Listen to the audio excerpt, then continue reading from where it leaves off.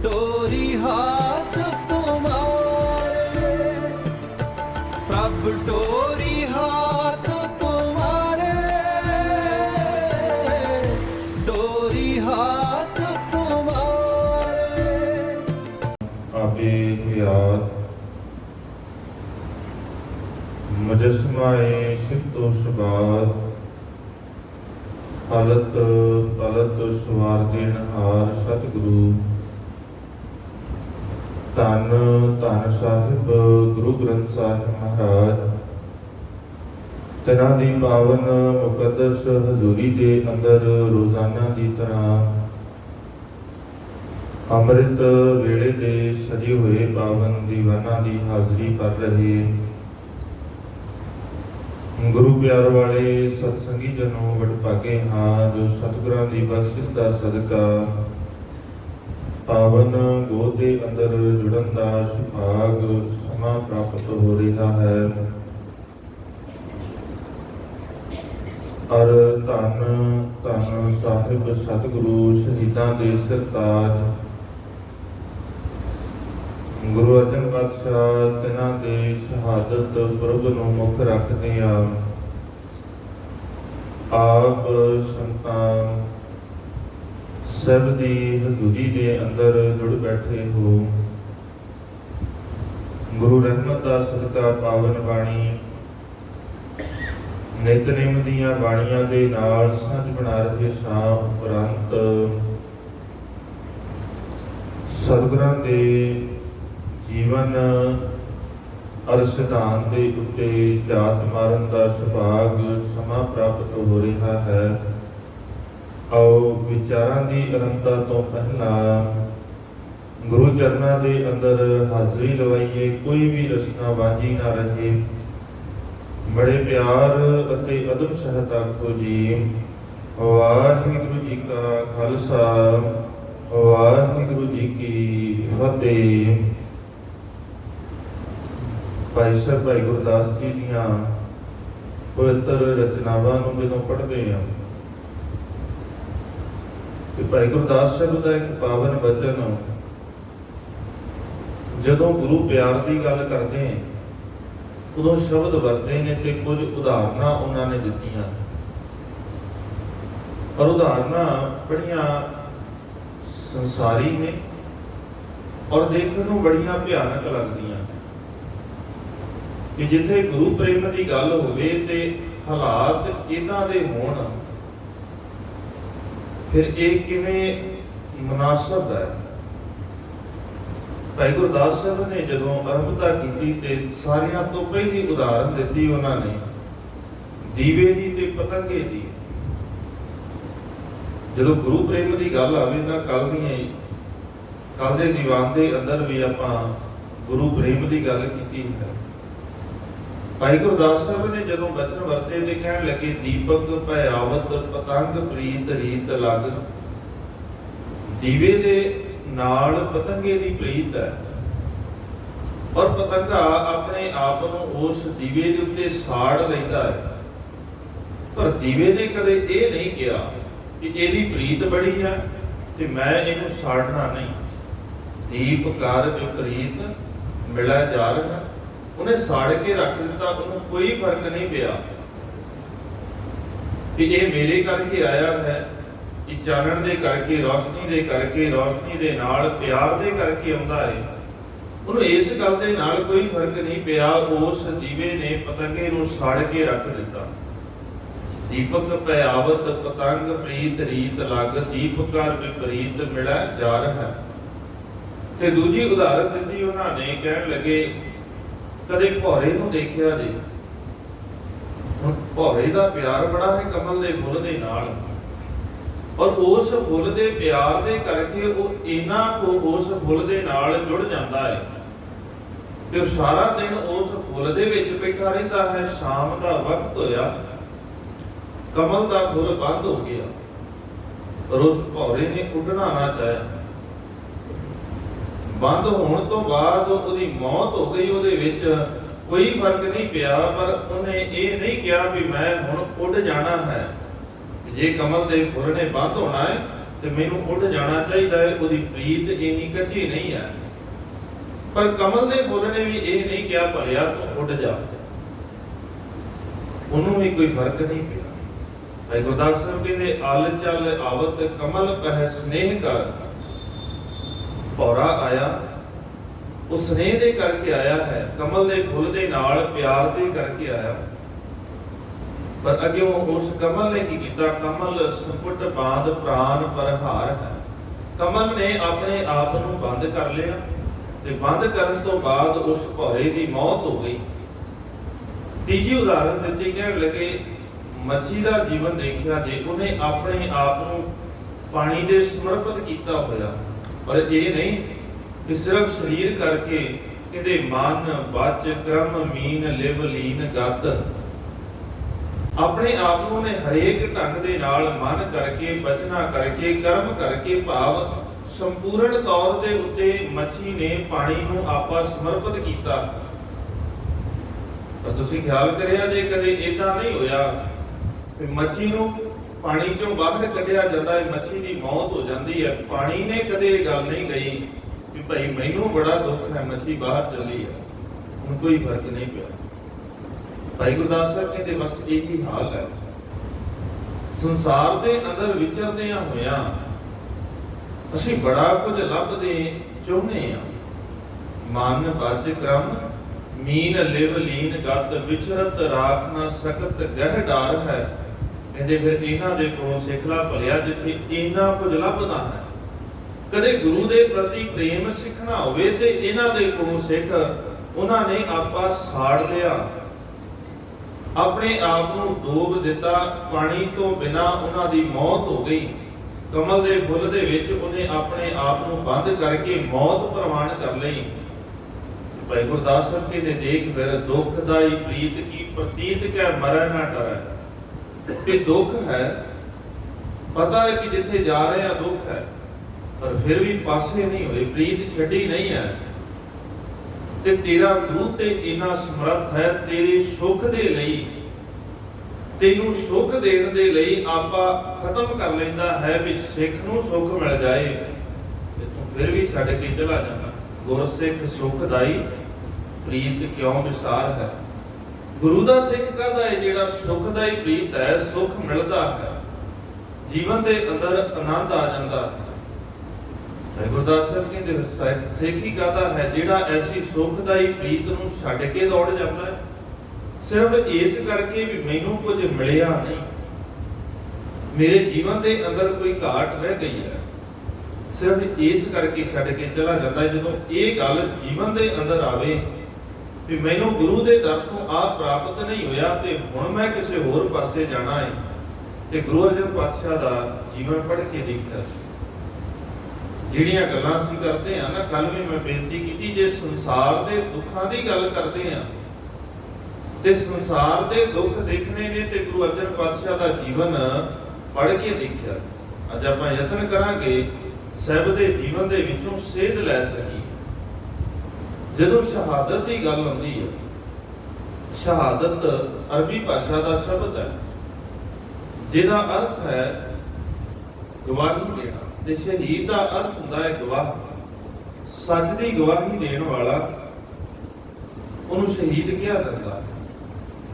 ਭਾਵੇਂ ਕਿ ਇਹ ਸ਼ਬਦ ਇਸਲਾਮੀ ਪਰੰਪਰਾ ਦੇ ਵਿੱਚੋਂ ਆਇਆ ਹੈ, ਪਰ ਉੱਥੇ ਸ਼ਹਾਦਤ ਦਾ ਇਹ ਮਿਆਰ, ਇਹ ਪੈਰੀਮੀਟਰ ਨਹੀਂ ਹੈ ਜਿਹੜਾ ਸਭ ਨੇ ਸਾਨੂੰ ਦਿੱਤਾ।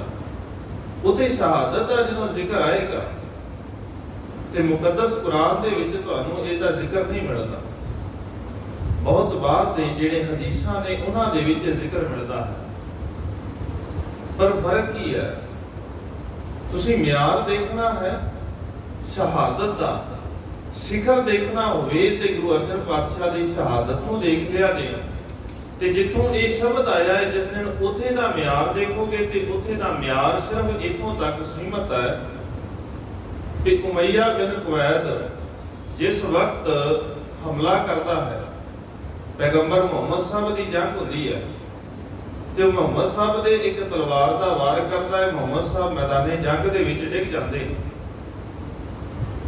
ਕੁਵਤ ਦੀ ਜੰਗ ਦੇ ਵਿੱਚ। ਤੇ ਉਦੋਂ ਇੱਕ ਆਪਣੇ ਬਚਾਅ ਦੇ ਲਈ ਇਹ ਤਰੀਕਾ ਵਰਤਿਆ ਜਾਂਦਾ ਹੈ ਵੀ ਮੈਦਾਨੇ ਜੰਗ ਦੇ ਅੰਦਰ ਡਿੱਗ ਗਏ ਆ ਤੇ ਜੇ ਬਚਣਾ ਹੈ ਤੇ ਹੁਣ ਇਹ ਤਾਂ ਦਿਖਾ ਦਵੋ ਕਿ ਤੁਹਾਡੀ ਮੌਤ ਹੋ ਗਈ ਹੈ। ਔਰ ਇਦਾਂ ਹੀ ਹੋਇਆ, ਮੁਹੰਮਦ ਸਾਹਿਬ ਨੇ ਆਪਣੇ ਆਪ ਨੂੰ ਬਿਨਾਂ ਹਿਲਾਏ ਉੱਥੇ ਧਰਤੀ ਦੇ ਉੱਤੇ ਉਦਾਂ ਹੀ ਸੁੱਟ ਲਿਆ। ਪਰ ਦੁਸ਼ਮਣ ਵੀ ਬੜਾ ਚਲਾਕ ਹੈ, ਉਹਨੇ ਵੀ ਇੱਕ ਤਰੀਕਾ ਅਪਣਾਇਆ ਹੋਇਆ ਸੀ ਵੀ ਸਾਰਿਆਂ ਤੋਂ ਸੌਖਾ ਤਰੀਕਾ ਕੀ ਹੈ ਪਤਾ ਕਰਨ ਦਾ ਵੀ ਦੰਦ ਤੋੜ ਕੇ ਦੇਖ ਲਵੋ, ਜੇ ਤੇ ਦੰਦ ਤੋੜਨ ਤੇ ਹਿਲਦਾ ਹੈ ਤੇ ਭਾਵ ਜਿੰਦਾ ਹੈ, ਪਖੰਡ ਕਰ ਰਿਹਾ ਹੈ, ਜੇ ਨਹੀਂ ਤੇ ਫਿਰ ਤਾਂ ਠੀਕ ਹੈ। ਹੁਣ ਉਹਨੇ ਵੀ ਇਦਾਂ ਹੀ ਕੀਤਾ, ਇੱਕ ਪੱਥਰ ਲਿਆ ਤੇ ਪੱਥਰ ਦੇ ਨਾਲ ਦੰਦ ਤੋੜਿਆ ਮੁਹੰਮਦ ਸਾਹਿਬ ਦਾ। ਤੇ ਜਦੋਂ ਉਹਨਾਂ ਨੇ ਇਸ ਘਟਨਾ ਦਾ ਜ਼ਿਕਰ ਕੀਤਾ ਤੇ ਵਾਰਿਸਾਂ ਦੀ ਹੀਰ ਨੂੰ ਪੜ੍ਹਦੇ ਹਾਂ, ਉਹ ਜ਼ਿਕਰ ਕਰਦਾ ਹੈ, ਉਹ ਕਹਿੰਦਾ ਹੈ ਕਿ ਦੰਦ ਸ਼ਹੀਦ ਹੋਇਆ, ਮੁਹੰਮਦ ਦਾ ਦੰਦ ਸ਼ਹੀਦ ਹੋਇਆ। ਉਹ ਦੰਦ ਨੂੰ ਸ਼ਹੀਦ ਮੰਨਦਾ। ਤੁਸੀਂ ਖਿਆਲ ਕਰਿਆ ਜੇ ਨਬੀ ਦਾ ਦੰਦ ਸ਼ਹੀਦ ਹੋਇਆ, ਉੱਥੇ ਦੰਦ ਟੁੱਟਣ ਨੂੰ ਵੀ ਆਪਣੇ ਆਪ ਨੂੰ ਬਚਾਉਣ ਵਾਸਤੇ ਮੌਤ ਦਾ ਨਾਟਕ ਖੇਡਦਿਆਂ ਹੋਇਆ ਜੇ ਕੋਈ ਦੁਸ਼ਮਣ ਦੰਦ ਤੋੜ ਕੇ ਦੇਖਦਾ ਹੈ ਤੇ ਉਸ ਟੁੱਟੇ ਹੋਏ ਦੰਦ ਨੂੰ ਸ਼ਹਾਦਤ ਕਿਹਾ ਜਾਂਦਾ ਹੈ। ਦੰਦ ਨੂੰ ਵੀ ਸ਼ਹੀਦੀ ਗਿਣਤੀ ਦੇ ਵਿੱਚ ਹੈ। ਤੇ ਅਸੀਂ ਬਚਨ ਪੜ੍ਹਦੇ ਹਾਂ, ਸੁਣਦੇ ਹਾਂ ਬੜੇ ਲੰਬੇ ਸਮੇਂ ਤੋਂ, ਸ਼ਹੀਦਾਂ ਦੇ ਸਰਤਾਜ ਇਹ ਨਹੀਂ ਵੀ ਪਹਿਲੋਂ ਸ਼ਹੀਦ ਨਹੀਂ ਹੋਏ, ਬੜੇ ਹੋਏ ਨੇ। ਇੱਕ ਸ਼ਹੀਦ ਥੋੜੀ ਨਾ, ਜੇ ਤੁਸੀਂ ਇਤਿਹਾਸ ਦੇ ਅੰਦਰ ਦੇਖੋਗੇ ਤੇ ਧਾਰਮਿਕ ਦੁਨੀਆ ਦੇ ਵਿੱਚ ਸ਼ਹੀਦਾਂ ਦੀ ਗਿਣਤੀ ਘੱਟ ਨਹੀਂ ਹੈ। ਇਸਲਾਮ ਧਰਮ ਦੇ ਵਿੱਚ ਦੇਖੋਗੇ ਤੇ ਬੜੇ ਨੇ, ਹਸਨ ਤੇ ਹੁਸੈਨ ਕਰਬਲਾ ਦੇ ਮੈਦਾਨ ਦੇ ਵਿੱਚ ਮੁਹੰਮਦ ਸਾਹਿਬ ਦੇ ਦੋਤੇ ਮੈਦਾਨੇ ਜੰਗ ਦੇ ਅੰਦਰ ਸ਼ਹੀਦ ਹੁੰਦੇ ਨੇ। ਉਹ ਸਾਰਿਆਂ ਤੋਂ ਸ੍ਰੇਸ਼ਟ ਮੰਨਦੇ ਨੇ ਉਹਨਾਂ ਨੂੰ।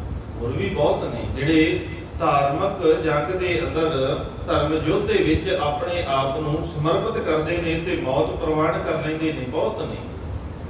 ਪਰ ਸ਼ਹੀਦਾਂ ਦੇ ਸਰਤਾਜ ਲਫ਼ਜ਼ ਸਿਰਫ ਤੇ ਸਿਰਫ ਗੁਰੂ ਅਰਜਨ ਪਾਤਸ਼ਾਹ ਦੇ ਨਾਲ ਜੁੜਦਾ, ਪਰ ਇਹ ਨਹੀਂ ਵੀ ਉਹ ਸਿੱਖ ਧਰਮ ਦੇ ਪਹਿਲੇ ਸ਼ਹੀਦ ਨੇ। ਗੁਰੂ ਅਰਜਨ ਪਾਤਸ਼ਾਹ ਤੋਂ ਪਹਿਲਾਂ ਲਾਹੌਰ ਦੇ ਵਿੱਚ ਜਿਸ ਵਕਤ ਬਾਬਰ ਹਮਲਾ ਕਰਦਾ ਹੈ ਤੇ ਗੁਰੂ ਨਾਨਕ ਪਾਤਸ਼ਾਹ ਦਾ ਸਿੱਖ ਭਾਈ ਦਾਰੂ ਪੋਪਟ ਜੀ 12 ਕੁ ਸਾਲ ਦੀ ਉਮਰ ਹੈ, ਉਹਦੀ ਸ਼ਹਾਦਤ ਹੁੰਦੀ ਹੈ। ਤੇ ਗੁਰੂ ਅਰਜਨ ਪਾਤਸ਼ਾਹ ਦੀ ਸ਼ਹਾਦਤ ਨੂੰ ਸ਼ਹੀਦਾਂ ਦੇ ਸਰਤਾਜ ਕਿਉਂ ਕਿਹਾ ਜਾਂਦਾ, ਇਹਦਾ ਵੱਡਾ ਕਾਰਨ ਹੈ ਕਿ ਜਦੋਂ ਤੁਸੀਂ ਧਾਰਮਿਕ ਸ਼ਹੀਦਾਂ ਦੀ ਗਿਣਤੀ ਨੂੰ ਦੇਖੋਗੇ ਤੇ ਉਹਨਾਂ ਦੇ ਸਾਹਮਣੇ ਕੋਈ ਆਪਸ਼ਨ ਦੂਜਾ ਨਹੀਂ ਹੈ। ਉਹਨਾਂ ਨੂੰ ਫਤਵਾ ਮਿਲਦਾ ਹੈ ਕਿ ਤੁਹਾਡੀ ਮੌਤ ਹੋਣੀ ਹੈ, ਤੁਹਾਨੂੰ ਕਤਲ ਕਰ ਦਿੱਤਾ ਜਾਏਗਾ, ਤੁਹਾਨੂੰ ਪੱਥਰ ਮਾਰ ਕੇ ਮਾਰ ਦਿੱਤਾ ਜਾਏਗਾ।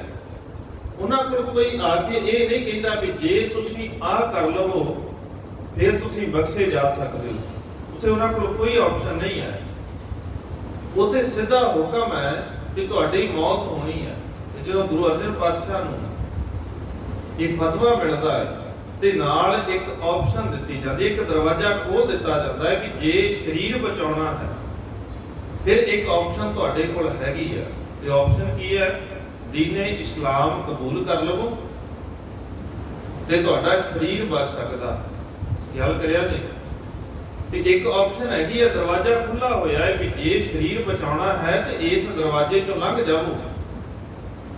ਸਭ ਕਹਿੰਦੇ ਨਹੀਂ, ਇੱਕ ਤੇ ਪਹਿਲੀ ਵਾਰ ਥੋੜੀ ਨਾ ਹੋਣਾ ਹੈ ਵੀ ਸਰੀਰ ਤੇ ਸਾਰਿਆਂ ਦਾ ਹੀ ਜਾਣਾ ਹੈ। ਇਸ ਕਰਕੇ ਦੀਨੇ ਇਸਲਾਮ ਸਾਨੂੰ ਕੋਈ ਨਫ਼ਰਤ ਨਹੀਂ ਹੈ, ਪਰ ਦੀਨੇ ਇਸਲਾਮ ਇਸ ਕਰਕੇ ਕਬੂਲ ਨਹੀਂ ਕਰਨਾ ਵੀ ਜੇ ਤੂੰ ਕਵੇਂ ਵੀ ਧੱਕੇ ਦੇ ਨਾਲ ਡਰਾ ਕਰਕੇ ਕੁਝ ਕਰਨਾ ਹੈ ਤੇ ਡਰ ਦੇ ਨਾਲ ਕੁਝ ਵੀ, ਡਰ ਦੇ ਨਾਲ ਕੁਝ ਨਹੀਂ ਕੀਤਾ ਜਾਏਗਾ। ਭਾਵੇਂ ਉਹ ਇਸਲਾਮ ਕਬੂਲ ਕਰਨ ਦੀ ਗੱਲ ਹੋਵੇ, ਭਾਵੇਂ ਕੁਝ ਵੀ ਕਹੇ ਤਾਂ ਤੇਰੇ ਡਰ ਦੇ ਕਰਕੇ ਕੋਈ ਵੀ ਕਰਮ ਨਹੀਂ ਕੀਤਾ ਜਾਏਗਾ।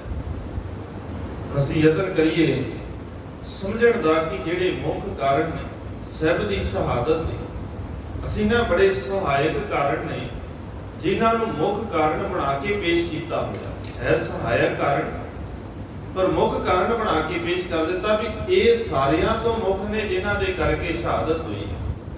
ਤੁਸੀਂ ਖਿਆਲ ਕਰਿਆ ਜੇ ਜਿਸ ਵਕਤ ਰੱਬੀ ਬਾਣੀ ਨੂੰ ਪੜ੍ਹਦੇ ਹਾਂ ਤੇ ਰੱਬੀ ਬਾਣੀ ਦੇ ਅੰਦਰ ਸਾਹਿਬ ਨੇ ਬਚਨ ਬੜੀ ਵਾਰ ਦਰਜ ਕੀਤਾ ਏਕਤਾ ਦਾ ਬਰਾਬਰਤਾ ਦੀ ਗੱਲ, ਇਕੱਠੇ ਬੈਠਣ ਦੀ ਗੱਲ, ਸਰਬ ਸਾਂਝੀਵਾਲਤਾ ਦੀ ਗੱਲ। ਬੜੀ ਵਾਰ ਬਚਨ ਮਿਲਣਗੇ ਤੁਹਾਨੂੰ। ਇਹ ਸਾਰਿਆਂ ਤੋਂ ਵੱਡਾ ਕਾਰਨ ਸੀ ਉਸ ਵਕਤ ਦੋਵੇਂ ਵੱਡੇ ਧਰਮ ਇਸ ਗੱਲ ਤੋਂ ਤੰਗ ਸਨ ਵੀ ਇਹ ਸਾਰਿਆਂ ਨੂੰ ਇਕੱਠੇ ਬਿਠਾ ਦਿੰਦੇ ਨੇ, ਸਾਰੇ ਇਕੱਠੇ ਬੈਠ ਜਾਂਦੇ ਨੇ।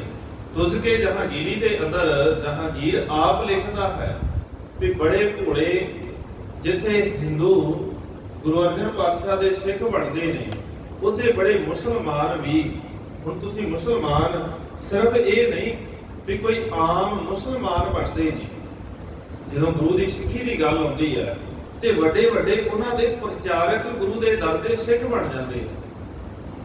ਔਰ ਬਟਾਲੇ ਦਾ, ਜਲੰਧਰ ਦਾ ਜਿਹੜਾ ਜਰਨੈਲ ਹੈ, ਫੌਜਦਾਰ ਹੈ, ਉਹ ਫੌਜਦਾਰ ਵੀ ਗੁਰੂ ਦਾ ਸਿੱਖ ਬਣਦਾ ਤੇ ਉਹਦੀ ਪੇਸ਼ਕਸ਼ ਦੇ ਉੱਤੇ, ਉਹਦੀ ਅਰਜ਼ੋਈ ਦੇ ਉੱਤੇ ਫਿਰ ਸਤਿਗੁਰੂ ਗੁਰੂ ਅਰਜਨ ਪਾਤਸ਼ਾਹ ਜਲੰਧਰ ਸ਼ਹਿਰ ਜਿਹੜਾ ਹੈ ਉਹ ਸੁਣਦੇ। ਉਥੇ ਸਾਰਾ ਇਲਾਕਾ ਸਤਿਗੁਰੂ ਆਪ ਡਿਜ਼ਾਈਨ ਕਰਦੇ ਨੇ, ਮਾਲਕ ਆਪ ਬੜੇ ਕਮਾਲ ਦੇ ਕਾਰੀਗਰ ਵੀ। ਜਿੱਥੇ ਰੂਹਾਨੀ ਦੁਨੀਆ ਦੇ ਅੰਦਰ ਸਾਹਿਬ ਬੜੇ ਸਿਖਰ ਦੇ ਉੱਤੇ ਨੇ, ਉੱਥੇ ਸੰਸਾਰ ਦੇ ਸਾਰੇ ਗੁਣ ਉਹਨਾਂ ਦੇ ਕੋਲ ਨੇ। ਕਿਉਂਕਿ ਜੇ ਰੂਹਾਨੀਅਤ ਦੀ ਗੱਲ ਕਰਾਂਗੇ ਤੇ ਫਿਰ ਤੇ ਭੱਟ ਸਾਹਿਬਾਨਾਂ ਨੇ ਪਹਿਲੋਂ ਨਿਰਣਾ ਕਰਤਾ, ਤੈਂ ਜਨਮਤ ਗੁਰਮਤ ਬ੍ਰਹਮ ਪਛਾਣਿਓ, ਕਿ ਜਨਮ ਦੇ ਨਾਲ ਹੀ ਬ੍ਰਹਮ ਦੀ ਪਛਾਣ ਤੁਸੀਂ ਕਰ ਲਈ ਹੈ।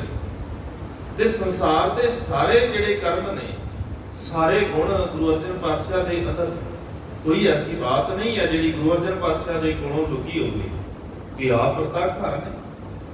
ਇਹ ਸਾਰਾ ਕੁਝ ਸਾਹਿਬ ਦੇ ਕੋਲ ਹੈ। ਇਹ ਸਾਰਿਆਂ ਤੋਂ ਵੱਡਾ ਕਾਰਨ ਬਣਦਾ ਹੈ ਜਿਸ ਦਿਨ ਸਿੱਖ ਆ ਕੇ ਕਹਿੰਦੇ ਨੇ, ਮਾਲਕ ਜੀ ਸਾਰਾ ਕੁਝ ਠੀਕ ਹੈ, ਜਿਹੜੇ ਤੇ ਤੁਹਾਡੇ ਚਰਨਾਂ ਦੇ ਪੌਰੇ ਨੇ, ਨੇੜੇ ਰਹਿੰਦੇ ਨੇ, ਉਹਨਾਂ ਨੂੰ ਪਛਾਣ ਹੈ ਰੱਬੀ ਬਾਣੀ ਦੀ ਵੀ ਕਿਹੜੀ ਗੁਰੂ ਜੋਤ ਦੀ ਬਾਣੀ ਹੈ, ਪੱਕੀ ਬਾਣੀ ਹੈ, ਤੇ ਕਿਹੜੀ ਬਾਣੀ ਕੱਚੀ ਹੈ। ਹੁਣ ਇਸ ਗੱਲ ਦੀ ਗਵਾਹੀ ਧੰਨ ਗੁਰੂ ਅਮਰਦਾਸ ਪਾਤਸ਼ਾਹ ਵੀ ਭਰਦੇ ਨੇ ਵੀ ਉਸ ਵਕਤ ਵੀ ਇਹ ਕੰਮ ਸ਼ੁਰੂ ਹੋ ਗਿਆ ਸੀ। ਬਾਣੀ ਦੇ ਵਿੱਚ ਰਲਾ ਪਾਉਣ ਵਾਲੀ ਗੱਲ ਇਹ ਸ਼ੁਰੂ ਹੋ ਚੁੱਕੀ ਸੀ ਗੁਰੂ ਅਮਰਦਾਸ ਪਾਤਸ਼ਾਹ ਦੇ ਸਮੇਂ। ਤਾਂ ਸਤਿਗੁਰੂ ਨੇ ਗੱਲ ਕਹੀ ਸੀ ਵੀ ਬਾਣੀ ਕਿਹੜੀ ਗਾਉਣੀ ਹੈ, ਗੁਰੂ ਦੀ, ਕੱਚੀ ਨਹੀਂ ਗਾਉਣੀ। ਔਰ ਅੱਜ ਵੀ ਇਹ ਚੱਲਦਾ ਆ ਰਿਹਾ ਹੈ। ਅਸੀਂ ਕਿੰਨੀ ਕੱਚੀ ਬਾਣੀ ਪੜ੍ਹਦੇ ਹਾਂ, ਅਸੀਂ ਰੋਜ਼ਾਨਾ ਪੜ੍ਹਦੇ ਹਾਂ। ਸਾਡੇ ਜੀਵਨ ਦੇ ਇੱਕ ਅੰਗ ਬਣ ਚੁੱਕੇ ਨੇ ਤੇ ਸਾਨੂੰ ਪਤਾ ਵੀ ਨਹੀਂ ਹੈ। ਤੁਸੀਂ ਲੰਘਦੇ ਆ, ਕਦੇ ਧਿਆਨ ਮਾਰਿਆ ਜੇ ਸਵਾਰੀਆਂ ਦੇ ਉੱਤੇ ਲਿਖਿਆ ਹੁੰਦਾ ਨਾ, ਨਾਮ ਹਮਾਰੀ ਨਾਨਕਾ ਚੜੀ ਰਹੇ ਦਿਨ ਰਾਤ, ਕਿੱਥੇ ਲਿਖਿਆ? ਕਦੇ ਧੰਨ ਗੁਰੂ ਗ੍ਰੰਥ ਸਾਹਿਬ ਮਹਾਰਾਜ ਦੇ ਅੰਦਰ ਲੱਭਣ ਦਾ ਯਤਨ ਕਰਿਆ ਜੇ ਰੱਬੀ ਬਾਣੀ ਦਾ ਇਹ ਬਚਨ ਨਹੀਂ ਹੈਗਾ, ਪਰ ਮੋਹਰ ਨਾਨਕ ਨਾਮ ਦੀ ਲਾਈ ਹੈ। ਤੁਸੀਂ ਬਚਨ ਪੜ੍ਹਦੇ ਹੋ, ਬੜਾ ਮਸ਼ਹੂਰ ਜਿਹਾ ਹੈ, ਵੇਖੀ ਚੱਲ ਬਰਤਾਨਿਆ ਰੰਗ ਕਰਤਾਰ ਦੇ, ਜਿਹੜੇ ਦੂਜਿਆਂ ਨੂੰ ਮਾਰਦੇ ਹੋ ਆਪੇ ਮਰ ਜਾਂਦੇ। ਇਦਾਂ ਦਾ ਪੜ੍ਹਦੇ ਆ ਪਰ ਹੈ ਨਹੀਂ ਕਿਤੇ ਵੀ। ਉਹ ਵੀ ਨਾਲ ਜੋੜ ਦਿੱਤਾ ਗੁਰੂ ਨਾਨਕ ਪਾਤਸ਼ਾਹ ਦੇ ਵੀ ਇਹ ਸਤਿਗੁਰੂ ਦਾ ਬਚਨ ਹੈ। ਬੜੀਆਂ ਤੁਕਾਂ ਇਦਾਂ ਦੀਆਂ ਨੇ ਜਿਹੜੀਆਂ ਅਸੀਂ ਰੋਜ਼ਾਨਾ ਪੜ੍ਹਦੇ ਹਾਂ, ਜਿਹੜੀਆਂ ਸਾਡੇ ਜੀਵਨ ਦੇ ਅੰਦਰ ਆਈਆਂ ਨੇ, ਪਰ ਹੈ ਨਹੀਂ। ਦੂਜਾ ਕਾਹੇ ਸਿਮਰੀ ਹੈ ਜੋ ਜੰਮੈ ਤੇ ਮਰ ਜਾਏ। ਅਸੀਂ ਸੋਧਰ ਦੇ ਅੰਦਰ ਵੀ ਬਚਨ ਪੜ੍ਹਦੇ ਹਾਂ ਕਈ ਵਾਰੀ, ਪਰ ਇਹ ਵੀ ਰੱਬੀ ਬਾਣੀ ਦੇ ਅੰਦਰ ਦਰਜ ਨਹੀਂ ਹੈ। ਇਹ ਸਾਰਿਆਂ ਤੋਂ ਵੱਡਾ ਕਾਰਨ ਸੀ ਜਦੋਂ ਸਤਿਗੁਰੂ ਦੇ ਕੋਲ ਆ ਕੇ ਸਿੱਖਾਂ ਨੇ ਗੁਰੂ ਅਰਜਨ ਪਾਤਸ਼ਾਹ ਦੇ ਕੋਲ ਆ ਕੇ ਕਿਹਾ ਸੀ ਵੀ ਸਤਿਗੁਰੂ ਇੱਥੇ ਤੇ ਕੰਮ ਉਲਟਾ ਹੋ ਗਿਆ, ਮੀਣੇ ਪਾਣ ਲੱਗੇ ਨੇ ਰਲਾ। ਮੀਣੇ ਜਿਹੜੇ ਸਨ ਉਹਨਾਂ ਨੇ ਰਲਾ ਪਾਉਣਾ ਸ਼ੁਰੂ ਕਰ ਦਿੱਤਾ, ਨਿਆਰੀ ਕਰ ਧਰੀਏ। ਹੁਣ ਰੱਬੀ ਬਾਣੀ ਨੂੰ ਤੇ ਕੱਚੀ ਬਾਣੀ ਨੂੰ ਨਿਆਰੀ ਕਰ ਦੇਣਾ ਹੈ, ਵੱਖਰੀ ਵੱਖਰੀ, ਵੀ ਹੁਣ ਸਮਝ ਆ ਜਾਏ, ਆਮ ਸਿੱਖਾਂ ਨੂੰ ਵੀ ਪਤਾ ਲੱਗ ਜਾਏ ਵੀ ਕਿਹੜੀ ਬਾਣੀ ਪੜ੍ਹਨੀ ਹੈ ਤੇ ਕਿਹੜੀ ਨਹੀਂ ਪੜ੍ਹਨੀ। ਔਰ ਕੱਚੀ ਬਾਣੀ ਲਿਖਣ ਦੇ ਵਿੱਚ ਸਾਰਿਆਂ ਤੋਂ ਵੱਡਾ ਰੋਲ ਜੇ ਕਿਸੇ ਦਾ ਹੈ ਤੇ ਬਾਬਾ ਪ੍ਰਿਥੀ ਚੰਦ ਦੇ ਪੁੱਤਰ ਮਿਹਰਬਾਨ ਤੇ ਮਿਹਰਬਾਨ ਦੇ ਪੁੱਤਰ ਹਰਜੀ ਦਾ। ਤੇ ਜਦੋਂ ਮਿਹਰਬਾਨ ਦਾ ਜ਼ਿਕਰ ਆਉਂਦਾ ਹੈ ਤੇ ਇਹ ਨਹੀਂ ਵੀ ਉਹ ਗਿਆਨਵਾਨ ਨਹੀਂ ਹੈ, ਬੜਾ ਗਿਆਨਵਾਨ ਹੈ, ਬੜਾ ਸਿਆਣਾ ਹੈ। ਔਰ ਹਰਜੀ ਦਾ ਗੁਰੂ ਅਰਜਨ ਪਾਤਸ਼ਾਹ ਦੇ ਨਾਲ ਬੜਾ ਪਿਆਰ ਹੈ। ਉਹ ਸਤਿਗੁਰੂ ਦੇ ਕੋਲੋਂ ਰਹਿ ਕੇ ਪੜ੍ਹਿਆ ਤੇ ਸਿੱਖਿਆ ਹੈ। ਤੇ ਪੁਰਾਤਨ ਲਿਖਤਾਂ ਦੇ ਵਿੱਚ, ਇਤਿਹਾਸਕ ਗ੍ਰੰਥਾਂ ਦੇ ਅੰਦਰ ਜ਼ਿਕਰ ਆਉਂਦਾ ਹੈ ਜਦੋਂ ਮਿਹਰਬਾਨ ਦੀ ਗੱਲ ਕਰਦੇ ਨੇ, ਮਿਹਰਬਾਨ ਪੁੱਤ ਪ੍ਰਿਥੀਏ ਦਾ ਕਵੀਸ਼ਰੀ ਕਰੇ ਹਿੰਦਵੀ, ਅਰਬੀ, ਫਾਰਸੀ ਨਾਲੇ ਗੁਰਮੁਖੀ ਪੜ੍ਹੀ। ਤਿੰਨ ਵੀ ਬਾਣੀ ਬਹੁਤ ਬਣਾਈ, ਭੋਗ ਗੁਰੂ ਨਾਨਕ ਕਾਈ ਪਾਈ। ਮਿਹਰਬਾਨ ਬਾਣੀ ਲਿਖਦਾ ਔਰ ਉਹਦਾ ਨਹੀਂ ਲਿਖਦਾ ਹੈ। ਤੁਸੀਂ ਕਦੇ ਉਹਦੀ ਲਿਖੀ ਹੋਈ ਰਚਨਾ ਨੂੰ ਪੜ੍ਹ ਕੇ ਦੇਖਿਆ? ਆਸਾ ਕੀ ਵਾਰ ਦੇ ਸੰਤ ਪੜ੍ਹਿਓ, ਫਿਰ ਮਿਹਰਬਾਨ ਦੀ ਲਿਖੀ ਹੋਈ ਉਹਦੀ ਕੱਚੀ ਬਾਣੀ ਨੂੰ ਪੜ੍ਹ ਕੇ ਦੇਖਿਓ, ਤੁਹਾਨੂੰ ਫਰਕ ਨਹੀਂ ਨਜ਼ਰ ਆਏਗਾ। ਰੋਜ਼ਾਨਾ ਆਸਾ ਕੀ ਵਾਰ ਸਿਰਫ ਸੁਣਨ ਵਾਲੇ ਵੀ ਬਹੁਤੀ ਵਾਰ ਪਛਾਣ ਨਹੀਂ ਕਰ ਸਕਦੇ। ਜਿਹੜੇ ਰੋਜ਼ਾਨਾ ਸੁਣਦੇ ਉਹ ਵੀ ਮਿਹਰਬਾਨ ਦੀਆਂ ਲਿਖਤਾਂ ਨੂੰ ਪਛਾਣ ਨਹੀਂ ਸਕਦੇ, ਭਾਵੇਂ ਰੋਜ਼ਾਨਾ ਹੀ ਸੁਣਦੇ ਹੋ। ਇੰਨੀ ਇੱਕੋ ਜਿਹੀ ਲਿਖੀ ਹੈ, ਤਾਂ ਕਰਕੇ ਸਿੱਖਾਂ ਨੂੰ ਪਛਾਣ ਨਹੀਂ ਸੀ ਆਉਂਦੀ।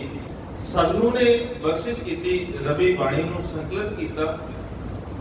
ਧੰਨ ਗੁਰੂ ਗ੍ਰੰਥ ਸਾਹਿਬ ਮਹਾਰਾਜ ਸੱਚੇ ਪਾਤਸ਼ਾਹ ਦਾ ਆਦਿ ਗ੍ਰੰਥ ਦਾ ਸਰੂਪ ਬਣਾਇਆ।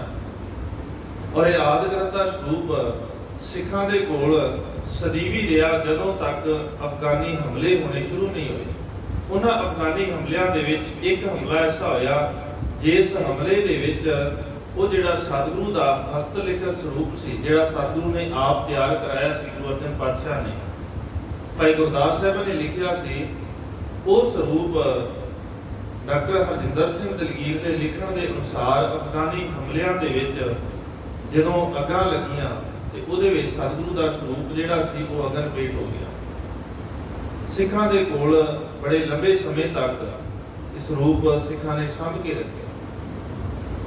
ਔਰ ਇਦਾਂ ਕਰਕੇ ਸਤਿਗੁਰੂ ਨੇ ਰਬੀ ਬਾਣੀ ਦੇ ਨਾਲ ਜੋੜਿਆ। ਜਦੋਂ ਇੱਕ ਗ੍ਰੰਥ ਤਿਆਰ ਹੋ ਗਿਆ, ਹੁਣ ਇੱਕ ਵੱਖਰੀ ਪਛਾਣ ਹੋ ਗਈ ਸੀ ਵੀ ਸਿੱਖਾਂ ਦੇ ਕੋਲ ਵੀ ਇੱਕ ਆਪਣਾ ਵੱਖਰਾ ਗ੍ਰੰਥ ਹੈਗਾ ਹੈ।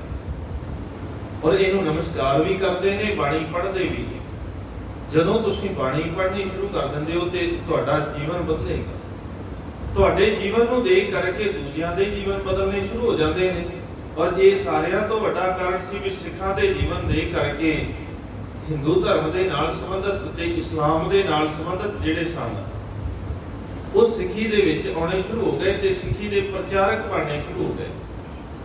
ਉਹਦੇ ਵਿੱਚ ਭਾਵੇਂ ਗਿਣਤੀ ਅੱਲਾ ਯਾਰ ਦੀ ਹੋਵੇ, ਗੁਰੂ ਅਰਜਨ ਪਾਤਸ਼ਾਹ ਦਾ ਸਿੱਖ ਹੈ, ਇੱਕ ਅੱਲਾ ਯਾਰ ਖਾਂ ਜੋਗੀ ਹੈ, ਜਿਨੇ ਸਾਹਿਬਜ਼ਾਦਿਆਂ ਦੇ ਉਸਤਤ ਦੇ ਵਿੱਚ ਉਹਨਾਂ ਦੀ ਸ਼ਹਾਦਤ ਨੂੰ ਬਿਆਨ ਕੀਤਾ ਹੈ। ਗਾਂਜੇ ਸ਼ਹੀਦਾਂ ਤੇ ਸ਼ਹੀਦਾਂ ਨੇ ਵਫਾ, ਦੋ ਕਿਤਾਬਾਂ ਲਿਖੀਆਂ। ਇਹ ਬਹੁਤ ਬਾਅਦ ਵਿੱਚ ਹੋਇਆ। ਇੱਕ ਅੱਲਾ ਯਾਰ ਗੁਰੂ ਅਰਜਨ ਪਾਤਸ਼ਾਹ ਦਾ ਸਿੱਖ ਹੈ, ਦਿੱਲੀ ਦੇ ਇਲਾਕੇ ਦਾ ਰਹਿਣ ਵਾਲਾ ਹੈ ਤੇ ਉਹ ਵੀ ਸਤਿਗੁਰੂ ਦਾ ਸਿੱਖ ਬਣਦਾ ਹੈ। ਜਦੋਂ ਇਸਲਾਮ ਦੇ ਜ਼ਿਆਦਾ ਦਿੱਕਤ ਇੱਥੇ ਹੀ ਆਈ, ਕਿਉਂਕਿ ਧਾਰਮਿਕ ਸੱਤਾ ਵੀ ਉਹਨਾਂ ਦੇ ਕੋਲ ਹੈ ਤੇ ਰਾਜਨੀਤਿਕ ਸੱਤਾ ਵੀ ਉਹਨਾਂ ਦੇ ਕੋਲ। ਜਿਸ ਵਕਤ ਇਹ ਬਾਤ ਆਉਂਦੀ ਹੈ ਵੀ ਹੁਣ ਤੇ ਇਸਲਾਮ ਨੂੰ ਮੰਨਣ ਵਾਲੇ ਵੀ ਸਿੱਖ ਬਣਨ ਲੱਗ ਗਏ ਨੇ, ਹੁਣ ਇਹ ਨਹੀਂ ਸੀ ਪਸੰਦ ਕਿਸੇ ਨੂੰ, ਇਹ ਪਸੰਦ ਆ ਵੀ ਨਹੀਂ ਸਕਦਾ ਸੀ। ਭਾਵੇਂ ਕਿ ਇਹ ਲਗਾਤਾਰ ਚੱਲਦਾ ਰਿਹਾ, ਬੜਾ ਕੁਝ ਹੋਇਆ। ਪਹਿਲਾਂ ਵੀ ਅਕਬਰ ਦੇ ਕੋਲ ਸ਼ਿਕਾਇਤ ਕਰਨੀ ਤੇ ਅਕਬਰ ਦਾ ਸੰਤੁਸ਼ਟ ਹੋਣਾ ਤੇ 51 ਮੋਹਰਾਂ ਦੇ ਕਰਕੇ ਉਹਨੇ ਨਮਸਕਾਰ ਕਰਨੀ, ਉਹ ਇੱਕ ਵੱਖਰਾ ਵਿਸ਼ਾ ਰਿਹਾ। ਪਰ ਉਦੋਂ ਤੱਕ ਸੁਹਿਰਦ ਸੀ, ਉਹ ਬਾਤ ਨੂੰ ਸਮਝਦਾ ਸੀ, ਵਿਚਾਰਨ ਵਾਲਾ ਸੀ। ਪਰ ਜਿਸ ਵਕਤ ਜਹਾਂਗੀਰ ਗੱਦੀ ਦੇ ਉੱਤੇ ਬੈਠਦਾ ਹੈ, ਉਹਦੇ ਬੈਠਣ ਦਾ ਮੁੱਖ ਮਕਸਦ ਹੀ ਇਹ ਸੀ। ਬੈਠਣਾ ਖੁਸਰੋ ਨੇ ਸੀ, ਪਰ ਬੈਠਦਾ ਹੈ ਸਲੀਮ, ਜਿਹਦਾ ਬਾਅਦ ਵਿੱਚ ਨਾਮ ਅਸੀਂ ਪੜ੍ਹਦੇ ਹਾਂ ਜਹਾਂਗੀਰ। ਕਾਰਨ ਇਹ ਬਣਦਾ ਹੈ ਕਿਉਂਕਿ ਉਹਨੂੰ ਬਿਠਾਉਣ ਵਾਲੇ ਮੁਤਸਬੀ ਨੀਤੀ ਵਾਲੇ ਨੇ ਤੇ ਉਹ ਚਾਹੁੰਦੇ ਨੇ ਵੀ ਇਹ ਸਾਰਾ ਕੁਝ ਖਤਮ ਕੀਤਾ ਜਾਵੇ ਜੋ ਚੱਲ ਰਿਹਾ ਹੈ। ਇਹ ਦੁਕਾਨ ਬੰਦ ਕਰਨੀ, ਉਹ ਸ਼ਬਦ ਵਰਤਦਾ ਹੈ ਤੁਸਕੇ ਜਹਾਂਗੀਰੀ ਦੇ ਵਿੱਚ। ਜਹਾਂਗੀਰ ਆਪਣੀ ਉਹ ਲਿਖੀ ਹੋਈ ਕਿਤਾਬ ਹੈ ਉਹਦਾ ਆਪਣੇ ਜੀਵਨ ਦੇ ਉੱਤੇ ਸਾਰੀ ਉਹਨੇ ਆਪ ਲਿਖੀ ਹੈ, ਤੁਸਕੇ ਜਹਾਂਗੀਰੀ। ਉਹਨੂੰ ਲਿਖਦਾ ਹੋਇਆ ਉਹ ਵਚਨ ਲਿਖਦਾ ਹੈ, ਉਹ ਬਾਤ ਲਿਖਦਾ ਹੈ ਗੁਰੂ ਅਰਜਨ ਪਾਤਸ਼ਾਹ ਦੀ ਸਿੱਖੀ ਦੀ ਗੱਲ ਕਰਦਿਆਂ ਹੋਇਆ। ਜਦੋਂ ਉਹ ਆਪਣੇ ਬੋਲ ਲਿਖਦਾ ਹੈ ਤਾਂ ਕਹਿੰਦਾ ਈ ਦੁਕਾਨੇ ਬਾਤਲ, ਤੁਸਕੇ ਜਹਾਂਗੀਰੀ ਦੇ ਲਫ਼ਜ਼ ਨੇ। ਉਹ ਕਹਿੰਦਾ ਈ ਦੁਕਾਨੇ ਬਾਤਲ ਰਾ ਬਰਤਰਫ ਬਾਇਦ ਸਾਖਤ, ਕਿ ਬੜੀ ਸਖਤੀ ਦੇ ਨਾਲ ਇਹ ਝੂਠ ਦੀ ਗੱਲਾਂ ਦੀ ਦੁਕਾਨੇ ਬਾਤਲ ਲਫ਼ਜ਼ ਵਰਤਦਾ। ਇਹ ਝੂਠ ਦੀ ਤੇ ਗੱਲਾਂ ਦੀ ਦੁਕਾਨ ਹੈ, ਇਹਨੂੰ ਸਖਤੀ ਦੇ ਨਾਲ ਮੈਂ ਬੰਦ ਕਰਵਾ ਦੇਵਾਂ। ਇਹ ਜਹਾਂਗੀਰ ਦੇ ਆਪਣੇ ਬੋਲ ਨੇ। ਔਰ ਇਦਾਂ ਇਸੇ ਕਰਕੇ ਉਹ ਸਾਰੀ ਤਾਕਤ ਵਰਤਦਾ। ਔਰ ਇਥੋਂ ਤੱਕ ਹੀ ਸਿਰਫ ਸੀਮਤ ਨਹੀਂ ਸੀ, ਇਸ ਤੋਂ ਬਾਅਦ ਫਿਰ ਲਗਾਤਾਰ ਕਾਰਨ ਬਣਦੇ ਨੇ। ਇੱਕ ਵੱਡਾ ਕਾਰਨ ਇਹ ਸੀ ਤਾਂ ਗੁਰੂ ਗ੍ਰੰਥ ਸਾਹਿਬ ਮਹਾਰਾਜ ਦੀ ਬਾਣੀ ਨੂੰ ਪੜ੍ਹ ਕਰਕੇ ਗੁਰੂ ਦੀ ਸਿੱਖੀ ਦੇ ਨਾਲ ਇਹਨਾਂ ਦੇ ਵੱਡੇ ਥੰਮ ਜਿਹੜੇ ਨੇ, ਭਾਈ ਤੀਰਥਾ ਜੀ ਵਰਗੇ ਜਿਨ੍ਹਾਂ ਦਾ ਕੱਲ ਜ਼ਿਕਰ ਕੀਤਾ, ਭਾਈ ਮੰਝ ਜੀ, ਵੱਡੇ ਥੰਮ ਜਦੋਂ ਸਿੱਖੀ ਦੇ ਵਿੱਚ ਆ ਜਾਂਦੇ ਨੇ, ਇਹਨਾਂ ਦਾ ਨੁਕਸਾਨ ਹੁੰਦਾ। ਔਰ ਉਸੇ ਵਕਤ ਦੇ ਵਿੱਚ ਸਤਿਗੁਰੂ ਜੀ ਉਸ ਵਕਤ ਸਖੀ ਸਰਵਰੀਆਂ ਦਾ ਵੱਡਾ ਪ੍ਰਚਾਰ ਸੈਂਟਰ ਹੈ ਪੱਖੋ ਕੇ, ਤੇ ਸਤਿਗੁਰੂ ਉਹਦੇ ਨੇੜੇ ਤਰਨਤਾਰਨ ਸ਼ਹਿਰ ਵਸਾਉਂਦੇ ਨੇ ਔਰ ਉੱਥੇ ਸਿੱਖੀ ਦਾ ਪ੍ਰਚਾਰ ਸੈਂਟਰ ਸਥਾਪਿਤ ਕਰਦੇ ਨੇ। ਤੇ ਉਸ ਪ੍ਰਚਾਰ ਕੇਂਦਰ ਦੇ ਕਰਕੇ, ਤਰਨਤਾਰਨ ਦੇ ਕਰਕੇ, ਉਸ ਇਲਾਕੇ ਦੇ ਵਿੱਚ ਬਹੁਤੇ ਜਿਹੜੇ ਸਖੀ ਸਰਵਰ ਨੂੰ ਮੰਨਣ ਵਾਲੇ ਸਨ, ਉਹ ਸਿੱਖੀ ਦੇ ਵਿੱਚ ਆ ਗਏ। ਹੁਣ ਜਿਹੜੇ ਬਿਲਕੁਲ ਕੱਟੜ ਤੇ ਮੁਤਸਬੀ ਨੀਤੀ ਵਾਲੇ ਸਨ, ਉਹਨਾਂ ਨੂੰ ਇਹ ਪਸੰਦ ਨਹੀਂ ਆਇਆ। ਇਦਾਂ ਕਿਵੇਂ ਹੋ ਸਕਦਾ ਹੈ? ਤੇ ਸਾਡੇ ਤੇ ਮਨ ਦੀ ਖੁਆਇਸ਼ ਇਹ ਸੀ ਵੀ ਸਾਰੇ ਹਿੰਦੁਸਤਾਨ ਨੂੰ ਅਸੀਂ ਇਸਲਾਮੀ ਰਾਜ ਬਣਾ ਦੇਣਾ ਹੈ। ਇੱਥੇ ਤੇ ਉਲਟਾ ਹੀ ਹੋ ਗਿਆ। ਸਾਡੇ ਵੱਡੇ ਜਿਹੜੇ ਸਥਾਨ ਨੇ ਜਿੱਥੇ ਸਾਰਿਆਂ ਤੋਂ ਜ਼ਿਆਦਾ ਅਸੀਂ ਪ੍ਰਚਾਰ ਕਰਦੇ ਆ, ਉੱਥੇ ਜਾ ਕੇ ਸਾਰਾ ਸਿਸਟਮ ਵਿਗੜ ਗਿਆ। ਉੱਥੇ ਦੇ ਇਲਾਕੇ ਦੇ ਹੀ ਲੋਕ ਜਿਹੜੇ ਸਾਡੇ ਨਾਲ ਜੁੜੇ ਸਨ, ਸਿੱਖ ਬਣ ਲੱਗੇ, ਸਾਡੇ ਪ੍ਰਚਾਰਕ ਸਿੱਖ ਬਣ ਲੱਗੇ। ਇਹ ਵੱਡੀ ਗੱਲ ਹੋ ਗਈ ਸੀ। ਇਹ ਵੱਡਾ ਕਾਰਨ ਸੀ ਜਿਹੜਾ ਸਤਿਗੁਰੂ ਦੀ ਸ਼ਹਾਦਤ ਦਾ ਹੈ।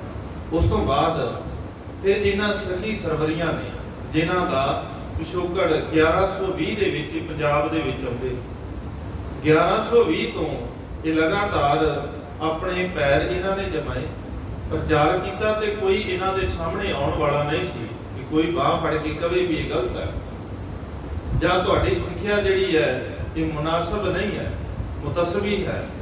ਸਤਿਗੁਰੂ ਦੇ ਪ੍ਰਚਾਰ ਦੇ ਨਾਲ ਢਾਹ ਲੱਗਦੀ ਹੈ। ਫਿਰ ਇਹ ਜਾ ਕੇ ਰੋਹ ਦੇ ਵਿੱਚ ਆਉਂਦੇ ਤੇ ਇਹਨਾਂ ਨੇ ਸ਼ਿਕਾਇਤਾਂ ਕਰਨੀਆਂ ਸ਼ੁਰੂ ਕਰ ਦਿੱਤੀਆਂ ਜਹਾਂਗੀਰ ਦੇ ਕੋਲ ਵੀ ਸਾਡਾ ਵੀ ਨੁਕਸਾਨ ਹੋ ਰਿਹਾ ਹੈ, ਤੈਨੂੰ ਬਿਠਾਇਆ ਹੀ ਇਸ ਕਰਕੇ ਸੀ। ਇਹਦੀ ਜਿਹੜੀ ਹਮਾਇਤ ਹੋਈ ਸੀ ਨਾ, ਹਮਾਇਤ ਹੀ ਇਸ ਕਰਕੇ ਹੋਈ ਸੀ, ਬਿਠਾਇਆ ਹੀ ਇਸੇ ਕਰਕੇ ਗਿਆ ਸੀ ਕਿ ਤੂੰ ਇਸਲਾਮੀ ਰਾਜ ਬਣਾਉਣਾ ਹੈ ਤੇ ਬਾਕੀ ਸਾਰਿਆਂ ਨੂੰ ਖਤਮ ਕਰ ਦੇਣਾ। ਨਹੀਂ ਤਾਂ ਜੇ ਇਹਦੇ ਪਿੱਛੇ ਧਾਰਮਿਕ ਆਗੂ ਨਾ ਹੁੰਦੇ ਤੇ ਗੱਦੀ ਦੇ ਉੱਤੇ ਖੁਸਰੋ ਨੇ ਬੈਠਣਾ ਸੀ, ਫਿਰ ਜਹਾਂਗੀਰ ਨਹੀਂ ਸੀ ਬੈਠਦਾ। ਉਹ ਇਹਨਾਂ ਨੇ ਬਗਾਵਤ ਦੇ ਕਰਕੇ ਬੜਾ ਕੁਝ ਕਰਕੇ ਖੁਸਰੋ ਨੂੰ ਵੀ ਖਤਮ ਕੀਤਾ। ਉਸ ਤੋਂ ਬਾਅਦ ਇਹ ਗੱਦੀ ਦੇ ਉੱਤੇ ਬੈਠ ਕੇ ਇਹਨੇ ਫਿਰ ਆਪਣੀਆਂ ਨੀਤੀਆਂ ਸ਼ੁਰੂ ਕੀਤੀਆਂ ਤੇ ਉਹਨਾਂ ਨੀਤੀਆਂ ਦੇ ਵਿੱਚ ਇਹਦੇ ਕੋਲ ਸ਼ਿਕਾਇਤਾਂ ਪਹੁੰਚਦੀਆਂ ਨੇ ਤੇ ਸ਼ਿਕਾਇਤਾਂ 'ਚ ਵੱਡੀ ਬਾਤ ਇਹ ਪਹੁੰਚਦੀ ਹੈ ਕਿ ਇਹ ਬਾਣੀ ਦੇ ਅੰਦਰ ਮੁਹੰਮਦ ਸਾਹਿਬ ਦੇ ਤੇ ਇਸਲਾਮ ਦੇ ਖਿਲਾਫ ਬੜਾ ਕੁਝ ਲਿਖਿਆ ਹੋਇਆ। ਲਿਖਿਆ ਤੇ ਕਿਸੇ ਦੇ ਖਿਲਾਫ ਨਹੀਂ, ਬਾਣੀ ਤੇ ਸਰਵ ਸਾਂਝੀਵਾਲਤਾ ਦੀ ਗੱਲ ਹੈ। ਇੱਥੇ ਕਿਸੇ ਖਾਸ ਵਾਸਤੇ ਨਹੀਂ ਹੈ, ਨਾ ਇਹ ਸਿਰਫ ਸਿੱਖਾਂ ਵਾਸਤੇ ਹੈ। ਧੰਨ ਗੁਰੂ ਗ੍ਰੰਥ ਸਾਹਿਬ ਮਹਾਰਾਜ ਦੀ ਬਾਣੀ ਇਹ ਸਾਰਿਆਂ ਵਾਸਤੇ, ਜਿਹੜਾ ਵੀ ਪੜ੍ਹੇਗਾ ਇਹ ਬਾਣੀ ਮਹਾਪੁਰਖ ਕੀ ਸਾਂਝੀ ਸਗਲ ਜਹਾਨ, ਸਾਰੇ ਜਹਾਨ ਦੇ ਲਈ ਸਾਂਝੀ ਹੈ, ਕਿਸੇ ਇੱਕ ਦੀ ਲਈ ਨਹੀਂ। ਜਿਹੜਾ ਵੀ ਪੜ੍ਹੇਗਾ ਉਹਦੇ ਜੀਵਨ ਦੇ ਅੰਦਰ ਤਬਦੀਲੀ ਆ ਜਾਏਗੀ। ਅਸੀਂ ਖਿਆਲ ਕਰੀਏ, ਨਾਲ ਨਾਲ ਅੱਜ ਦਾ ਜੀਵਨ ਆਪਣਾ ਜੀਵਨ ਲੈ ਕੇ ਚੱਲਣਾ।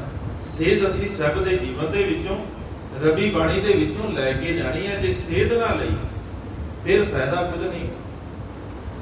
ਅਸੀਂ ਖਿਆਲ ਕਰਨਾ ਹੈ ਕਿ ਕੈਸਾ ਜੀਵਨ ਹੋਵੇਗਾ ਉਸ ਵਕਤ ਸਿੱਖਾਂ ਦਾ, ਜਿਨ੍ਹਾਂ ਦੇ ਜੀਵਨ ਨੂੰ ਦੇਖ ਕਰਕੇ ਦੂਜਿਆਂ ਦੇ ਜੀਵਨ ਬਦਲ ਜਾਂਦੇ ਨੇ।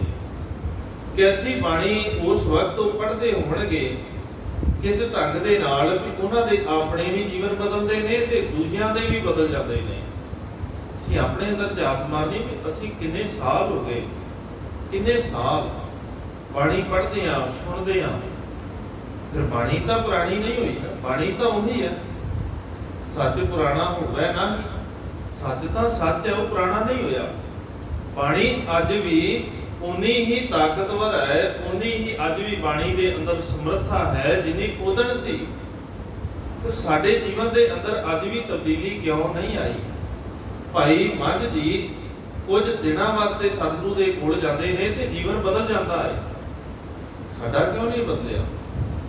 ਗੁਰੂ ਨਾਨਕ ਪਾਤਸ਼ਾਹ ਦੇ ਕੋਲੋਂ ਇੱਕ ਵਾਰ ਭਾਈ ਕੌਂਡਾ ਜੀ ਬਾਣੀ ਸੁਣਦੇ ਨੇ, ਉਹਨਾਂ ਦਾ ਜੀਵਨ ਬਦਲ ਜਾਂਦਾ ਹੈ। ਕੌਡੇ ਰਾਖਸ਼ ਤੋਂ ਭਾਈ ਕੌਂਡਾ ਜੀ ਪ੍ਰਚਾਰਕ ਬਣ ਜਾਂਦੇ ਨੇ। ਅਸੀਂ ਇੰਨੇ ਸਾਲਾਂ ਤੋਂ ਪੜ੍ਹਦੇ, ਸੁਣਦੇ, ਸੁਣਾਉਂਦੇ ਆ ਰਹੇ ਹਾਂ। ਸਾਡੇ ਜੀਵਨ ਦੇ ਅੰਦਰ ਕਿਹੜੀ ਘਾਟ ਹੈ ਵੀ ਸਾਨੂੰ ਕਿਉਂ ਨਹੀਂ ਉਹ ਮਿਆਰ ਪ੍ਰਾਪਤ ਹੁੰਦਾ? ਸਾਡੇ ਜੀਵਨ ਦੇ ਅੰਦਰ ਤਬਦੀਲੀ ਕਿਉਂ ਨਹੀਂ ਆਈ? ਇਹ ਸਵਾਲ ਆਪਣੇ ਆਪ ਨੂੰ ਕਰਨਾ ਪੜਦਾ ਹੈ ਨਾ, ਸਾਰਿਆਂ ਦਾ ਸਾਡਾ। ਮੈਂ ਆਪਣੇ ਆਪ ਨੂੰ ਸਵਾਲ ਕਰਾਂ ਵੀ ਕਿੱਥੇ ਘਾਟ ਹੈ, ਤੁਸੀਂ ਆਪਣੇ ਆਪ ਨੂੰ ਕਰਕੇ ਦੇਖੋ ਕਿ ਕਿੱਥੇ ਕੁ ਕਮੀ ਹੈ। ਕਾਰਨ ਕੀ ਹੈ ਵੀ ਸਾਡੇ ਜੀਵਨ ਦੇ ਅੰਦਰ ਤਬਦੀਲੀ ਕਿਉਂ ਨਹੀਂ, ਉਹਨਾਂ ਦੇ ਜੀਵਨ ਦੇ ਅੰਦਰ ਤਬਦੀਲੀ ਆ ਰਹੀ ਹੈ। ਔਰ ਇੰਨੀ ਤਬਦੀਲੀ ਆ ਰਹੀ ਹੈ ਕਿ ਹਾਕਮ ਤੱਕ ਇਹ ਗੱਲ ਪਹੁੰਚ ਜਾਂਦੀ ਹੈ ਵੀ ਸਾਡੇ ਲੋਕ ਉਸ ਬਾਣੀ ਨੂੰ ਪੜ੍ਹ ਕੇ ਸੁਣ ਕੇ ਜੀਵਨ ਹੀ ਬਦਲ ਲੈਂਦੇ ਨੇ, ਉਹ ਸਾਰਾ ਪਾਸਾ ਹੀ ਬਦਲ ਲੈਂਦੇ ਨੇ। ਕਿੰਨੀ ਤਾਕਤਵਰ ਹੈ ਬਾਣੀ। ਭਾਵੇਂ ਕਿ ਉਹ ਕਹਿਣ ਲੱਗਿਆ ਝੂਠ ਦੀ ਦੁਕਾਨ ਕਹਿ ਜਾਂਦਾ ਹੈ, ਕੋਈ ਗੱਲ ਨਹੀਂ, ਪਰ ਪਤਾ ਉਹਨੂੰ ਵੀ ਹੈ ਵੀ ਇਹੀ ਸੱਚ ਦੀ ਦੁਕਾਨ ਹੈ ਕਿ ਉਹਨੇ ਯਤਨ ਕੀਤਾ ਤਾਂ ਸ਼ਕਤੀ ਦੇ ਨਾਲ ਬੰਦ ਕਰਨ ਦਾ। ਇਹ ਝੂਠ ਦੀ ਹੁੰਦੀ ਤੇ ਬੰਦ ਹੋ ਜਾਂਦੀ। ਕਈਆਂ ਨੂੰ ਅੱਜ ਵੀ ਭੁਲੇਖਾ, ਅੱਜ ਵੀ ਕਈ ਕਹਿੰਦੇ ਜੇ ਇਹ ਝੂਠ ਦੀ ਦੁਕਾਨ ਹੁੰਦੀ ਤੇ ਜਹਾਂਗੀਰ ਦੇ ਬੰਦ ਕੀਤਿਆਂ ਇਹ ਬੰਦ ਹੋ ਜਾਣੀ ਸੀ। ਇਹ ਝੂਠ ਦੀ ਦੁਕਾਨ ਹੀ ਨਹੀਂ ਹੈ। ਇਹ ਤੇ ਜੈਸੀ ਮੈਂ ਆਵੈ ਖਸਮ ਕੀ ਬਾਣੀ ਤੈਸੜਾ ਕਰੀ ਗਿਆਨ ਵੇ ਲਾਲੋ। ਇਹ ਤੇ ਜਿੱਦਾਂ ਦੀ ਖਸਮ ਦੀ ਬਾਣੀ ਆਉਂਦੀ ਹੈ, ਇਹ ਤੇ ਖਸਮ ਦੀ ਬਾਣੀ ਹੈ, ਕਿਸੇ ਬੰਦੇ ਦੀ ਨਹੀਂ। ਜੇ ਇਹ ਬੰਦੇ ਦੀ ਬਾਣੀ ਹੁੰਦੀ, ਕਿਸੇ ਸਰੀਰ ਦੀ ਬਾਣੀ ਹੁੰਦੀ ਤੇ ਇਹ ਬਾਣੀ ਵੀ ਖਤਮ ਹੋ ਜਾਂਦੀ। ਇਹਨੂੰ ਪੜ੍ਹਨ ਵਾਲਿਆਂ ਦਾ ਨਾਮੋ ਨਿਸ਼ਾਨ ਵੀ ਮਿਟ ਜਾਂਦਾ, ਕਿਉਂਕਿ ਇਹ ਅੱਗੇ ਵੀ ਹੋਇਆ ਬੜੀ ਵਾਰ। ਬੰਦਿਆਂ ਨੇ ਯਤਨ ਕੀਤਾ, ਅਕਬਰ ਨੇ ਸ਼ੁਰੂ ਕੀਤਾ ਸੀ, ਉਹਨੇ ਯਤਨ ਕਰਕੇ ਦੀਨੇ ਇਲਾਹੀ ਸ਼ੁਰੂ ਕੀਤਾ ਸੀ, ਇੱਕ ਨਵਾਂ ਧਰਮ, ਜਿਸ ਧਰਮ ਦੇ ਵਿੱਚ ਉਹਨੇ ਚੰਗੀਆਂ ਗੱਲਾਂ ਇਸਲਾਮ ਦੀਆਂ ਤੇ ਚੰਗੀਆਂ ਗੱਲਾਂ ਹਿੰਦੂ ਧਰਮ ਦੀਆਂ ਇਕੱਠੀਆਂ ਕਰਕੇ ਦੀਨੇ ਇਲਾਹੀ ਬਣਾਇਆ। ਤੇ ਇਹ ਤਾਂ ਲੋਕ ਸਾਰੇ ਇਕੱਠੇ ਹੋ ਜਾਣਗੇ, ਪਰ ਬੰਦੇ ਦੇ ਯਤਨ ਦੇ ਨਾਲ ਹੋਇਆ। ਬੰਦੇ ਦਾ ਬਣਾਇਆ ਹੋਇਆ ਕੁਝ ਵੀ ਨਹੀਂ ਚੱਲਦਾ, ਕਿਉਂਕਿ ਬੰਦਾ ਆਪ ਨਹੀਂ ਬਹੁਤਾ ਸਮਾਂ ਚੱਲਦਾ, ਤੇ ਬੰਦੇ ਦਾ ਬਣਾਇਆ ਹੋਇਆ ਵੀ ਕੁਝ ਕਿਵੇਂ ਚੱਲ ਸਕਦਾ ਹੈ। ਇਹ ਤਾਂ ਨਿਰੰਕਾਰ ਦੀ ਬਾਣੀ ਹੈ। ਜਿਹੜਾ ਇਹਦੇ ਨਾਲ ਜੁੜੇਗਾ ਉਹਦਾ ਰੂਪ ਹੋ ਜਾਏਗਾ। ਨਾ ਇਹ ਬਾਣੀ ਖਤਮ ਹੋਣੀ ਹੈ ਤੇ ਨਾ ਇਹਨੂੰ ਮੰਨਣ ਵਾਲੇ ਖਤਮ ਹੋਣੇ ਨੇ, ਕੋਈ ਕਿੰਨਾ ਵੀ ਯਤਨ ਕਰ ਲਵੇ। ਔਰ ਜਦੋਂ ਯਤਨ ਕਰਨ ਵਾਲਿਆਂ ਦਾ ਜੀਵਨ ਦੇਖੋਗੇ ਉਹ ਖਤਮ ਹੋ ਗਏ। ਯਤਨ ਕਰਨ ਵਾਲਿਆਂ ਨੇ ਗੁਰੂ ਅਰਜਨ ਪਾਤਸ਼ਾਹ ਨੂੰ ਖਤਮ ਕਰਨ ਵਾਸਤੇ ਕਿਹੜਾ ਯਤਨ ਨਹੀਂ ਕੀਤਾ, ਸਾਰੇ ਹੀ ਹੀਲੇ ਅਪਣਾਏ, ਪਰ ਫਰਕ ਕੀ ਹੈ। ਜਿੱਥੇ ਇਹ ਮੁੱਖ ਕਾਰਨ ਸੀ ਉਹਦੇ ਨਾਲ ਫਿਰ ਸਹਾਇਕ ਕਾਰਨ ਬਣਦੇ ਨੇ। ਇੱਕ ਨਹੀਂ, ਸਹਾਇਕ ਕਾਰਨ ਬਣੇ ਨੇ, ਜਿਨ੍ਹਾਂ ਦੇ ਵਿੱਚੋਂ 4 ਕਵੀ ਜਿਹੜੇ ਆਏ ਆਪਣੇ ਆਪ ਨੂੰ ਭਗਤ ਕਹਿਣ ਵਾਲੇ, ਕਾਨਾ, ਪੀਲੂ, ਹਸਨ ਤੇ ਸ਼ਾਹ ਹੁਸੈਨ। ਇਹ ਚਾਰੇ ਹੁੰਦੇ ਨੇ ਵੀ ਸਾਡੀ ਬਾਣੀ ਦਰਜ ਕਰ ਲਓ। ਸਭ ਕਹਿੰਦੇ ਬਿਲਕੁਲ ਕਰ ਲਵਾਂਗੇ, ਇਹ ਤੇ ਸਾਰਿਆਂ ਵਾਸਤੇ ਹੈ, ਸਾਰਿਆਂ ਦੀ ਬਾਣੀ ਦਰਜ ਹੋਵੇਗੀ। ਤੇ ਤੁਸੀਂ ਦੱਸੋ ਵੀ ਤੁਸੀਂ ਉਚਾਰਿਆ ਕੀ, ਤੁਹਾਡੀ ਬਾਣੀ ਕਹਿੰਦੀ ਕੀ ਹੈ। ਕੁਝ ਐਸਾ ਸੁਣਾਓ ਜਿਹਨੂੰ ਸੁਣਾਉਣ ਤੋਂ ਬਾਅਦ ਤੁਹਾਡੀ ਸਾਰੀ ਦੀ ਸਾਰੀ ਬਾਣੀ ਦਾ ਪਤਾ ਲੱਗ ਜਾਏ ਤੇ ਤੁਹਾਡੀ ਬਾਣੀ ਕਹਿੰਦੀ ਕੀ ਹੈ, ਤੁਹਾਡੇ ਜੀਵਨ ਦੇ ਅੰਦਰ ਹੈ ਕੀ, ਕਿਸ ਮਿਆਰ ਦੀ ਬਾਣੀ ਹੈ। ਵੀ ਧੰਨ ਗੁਰੂ ਗ੍ਰੰਥ ਸਾਹਿਬ ਮਹਾਰਾਜ ਦੀ ਵਿਚਾਰਧਾਰਾ ਦੇ ਨਾਲ, ਸਿੱਖੀ ਦੀ ਵਿਚਾਰਧਾਰਾ ਦੇ ਨਾਲ ਮੇਲ ਖਾਂਦੀ ਹੈ ਜਾਂ ਨਹੀਂ। ਉਹ ਕਹਿੰਦੇ ਬਿਲਕੁਲ ਸੁਣਾਵਾਂਗੇ। ਤੇ ਉਹਨਾਂ ਨੇ ਸ਼ਬਦ ਵਰਤੇ। ਕਿਸੇ ਨੇ ਤੇ ਇਹ ਗੱਲ ਕਹਿ ਦਿੱਤੀ ਵੀ ਇਹ ਸੰਸਾਰ ਸਾਰਾ ਮਾੜਾ ਹੈ। ਚੰਗੇ ਨੇ ਉਹ ਜਿਹੜੇ ਇਸ ਸੰਸਾਰ ਦੇ ਵਿੱਚ ਆਉਣ ਤੋਂ ਪਹਿਲੇ ਮਰ ਗਏ। ਚੰਗੇ ਨੇ ਜਿਨ੍ਹਾਂ ਦੀ ਇੱਥੇ ਆਉਣ ਤੋਂ ਬਾਅਦ ਜੀਵਨ ਖੁਆਰ ਹੋਣਾ ਸੀ, ਪਹਿਲੋਂ ਮੌਤ ਹੋ ਗਈ, ਬੜਾ ਚੰਗਾ ਰਿਹਾ। ਕਿਸੇ ਨੇ ਇਹ ਕਹਿ ਦਿੱਤਾ ਕਾਗਦ ਸੰਧੀ ਕੂਤਰੀ ਤਉ ਨਾ ਤਰਿਆ ਨਿਹਾਰ, ਕਿ ਜੇ ਕਿਤੇ ਔਰਤ ਕਾਗਜ਼ ਦੀ ਵੀ ਬਣੀ ਹੋਵੇ ਨਾ, ਤਸਵੀਰ ਦੇ ਉੱਤੇ ਵੀ ਬਣੀ ਹੋਵੇ, ਤਾਂ ਵੀ ਨਹੀਂ ਦੇਖਣੀ ਚਾਹੀਦੀ। ਸਤਿਗੁਰੂ ਕਹਿੰਦੇ ਇਹ ਤੇਰੀ ਫਿਲਾਸਫੀ ਹੈ, ਤੇ ਜਦੋਂ ਸਾਡੀ ਫਿਲਾਸਫੀ ਦੀ ਗੱਲ ਕਰੇਗਾ ਫਿਰ ਇਹ ਫਿਲਾਸਫੀ ਕਹਿੰਦੀ ਸੋ ਕਿਉ ਮੰਦਾ ਆਖੀ ਹੈ ਜਿਤ ਜੰਮੈ ਹੈ ਰਾਜਾਨ, ਤੇ ਤੇਰੀ ਤੇ ਸਾਡੀ ਬਾਤ ਬਣਦੀ ਨਹੀਂ। ਤੇਰੀ ਸਾਡੀ ਬਾਤ ਨਹੀਂ ਬਣਨੀ, ਇਸ ਕਰਕੇ ਤੇਰੀ ਜਿਹੜੀ ਲਿਖੀ ਹੋਈ ਇਹ ਬਾਤ ਹੈ, ਤੇਰੀਆਂ ਇਹ ਰਚਨਾਵਾਂ ਨੂੰ ਅਸੀਂ ਦਰਜ ਨਹੀਂ ਕਰ ਸਕਦੇ। ਤੇ ਦੂਜਾ ਆਇਆ ਉਹ ਕਹਿੰਦਾ ਅਸਾਂ ਨਾਲੋਂ ਸੇ ਚੰਗੇ ਜੋ ਜੰਮਦਿਆਂ ਮਰ ਗਏ, ਚਿੱਕੜ ਪੈਰ ਨਾ ਬੋੜਿਓ ਨਾ ਆਲੂਦ ਪਏ। ਸਾਡੇ ਨਾਲੋਂ ਕਹਿੰਦਾ ਉਹ ਚੰਗੇ ਨੇ ਜਿਹੜੇ ਜੰਮੇ ਨਹੀਂ ਜਾਂ ਜੰਮਦੇ ਹੀ ਮਰ ਗਏ। ਸਾਡੇ ਵਾਂਗੂ ਇੱਥੇ ਸੰਸਾਰ ਦੇ ਵਿੱਚ ਆ ਕੇ ਕੋਈ ਚਿੱਕੜ ਕਹਿੰਦਾ ਹੈ। ਸਤਿਗੁਰੂ ਕਹਿੰਦੇ ਚਿੱਕੜ ਨਹੀਂ ਹੈ। ਇਹ ਜਗ ਸੱਜੇ ਕੀ ਹੈ ਉਠੜੀ ਸੱਜੇ ਕਾ ਵਿੱਚ ਵਾਸ। ਇਹ ਤੇ ਸੰਸਾਰ ਸਾਰੇ ਦਾ ਸਾਰਾ ਉਹਦਾ ਵਾਸਾ, ਉਹਦਾ ਘਰ ਹੈ। ਤੁਸੀਂ ਇਹਨੂੰ ਮਾੜਾ ਕਹਿ ਰਹੇ, ਇਦਾਂ ਨਹੀਂ ਹੋ ਸਕਦਾ। ਇਹ ਮਾੜਾ ਨਹੀਂ ਹੈ, ਇਹ ਬਹੁਤ ਚੰਗਾ ਹੈ। ਤੇ ਜਦੋਂ ਕੋਈ ਗੱਲ ਨਾ ਬਣਦੀ ਦਿਸੀ ਤੇ ਇੱਕ ਕਹਿੰਦਾ ਚੁੱਪ ਵੇ ਅੜਿਆ ਬੋਲਣ ਦੀ ਨਹੀਂ ਜਾ ਵੇ ਅੜਿਆ। ਉਹ ਕਹਿੰਦਾ ਚੁੱਪ ਕਰ ਜਾ, ਬੋਲਣ ਦੀ ਥਾਂ ਨਹੀਂ ਹੈ। ਸਤਿਗੁਰੂ ਕਹਿੰਦੇ ਨਹੀਂ, ਇੱਥੇ ਵੀ ਗੱਲ ਠੀਕ ਨਹੀਂ ਹੈ, ਚੁੱਪ ਵੀ ਨਹੀਂ ਕਰਨਾ। ਬੋਲ ਸੋ ਧਰਮੀੜਿਆ ਮੋਨ ਕਤ ਧਾਰੀ ਰਾਮ। ਚੁੱਪ ਕਿਉਂ ਬੈਠਾ ਹੈ? ਬੋਲਣ ਦਾ ਵਕਤ ਹੈ, ਜ਼ੁਬਾਨ ਬੰਦ ਕਰਨ ਦਾ ਵੇਲਾ ਨਹੀਂ ਹੈ।